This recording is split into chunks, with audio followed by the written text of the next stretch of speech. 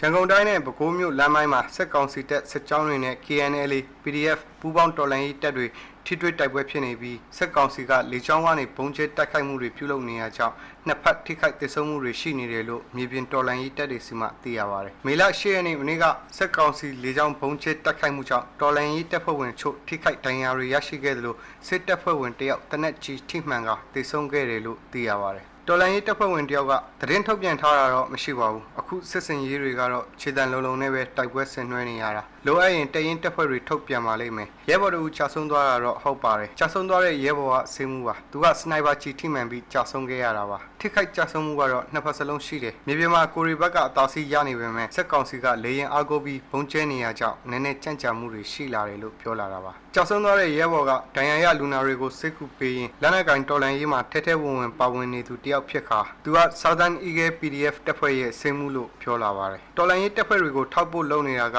အရန်ရင်နာဖို့ကောင်းတယ်ချီကာအုပ်ထုတ်ချီကာအင်းမလုံလောက်တာလဲပါတာပေါ့ဗျာသူကတကယ်ကိုတက်ကြွတဲ့လူငယ်တူပါလူချစ်လူခင်လဲပေါ်တယ်သူ့ရဲ့အဓိကဆေးမှုဆိုပေမဲ့ကြာရနေရကနေပေးရတဲ့တာဝန်ကိုထမ်းဆောင်တတ်တဲ့လူသားမျိုးပေါ့ဆွေစုံရတဲ့ဆေးမှုတယောက်မို့လဲရဲဘော်တွေကသူ့ကိုလေးစားချစ်ခင်ကြတာလို့ပြောလာပါတယ်ပဲခူးတိုင်းရွှေကျင်မြို့နယ်ညောင်ခြေတောက်ချေးရွာမှာရှိတဲ့စစ်ကောင်စီတပ်ချင်းမြန်တရင်ခမာရ998တရင်ဌာနချုပ်မေလ10ရက်ညနေ9:00နာရီမှာ KNL PDF ပူးပေါင်းတော်လှန်ရေးတပ်ဖွဲ့တွေကတိုက်ခိုက်သိမ်းပိုက်လိုက်နိုင်ခဲ့ပြီးစစ်ကောင်စီတပ်ကလေကြောင်းကနေမေလ9ရက်နေ့မနက်ပိုင်းထိဘုံကျဲတာတွေပြုလုပ်နေကြောင်းတော်လှန်ရေးတပ်ဖွဲ့တွေစီကသိရပါတယ်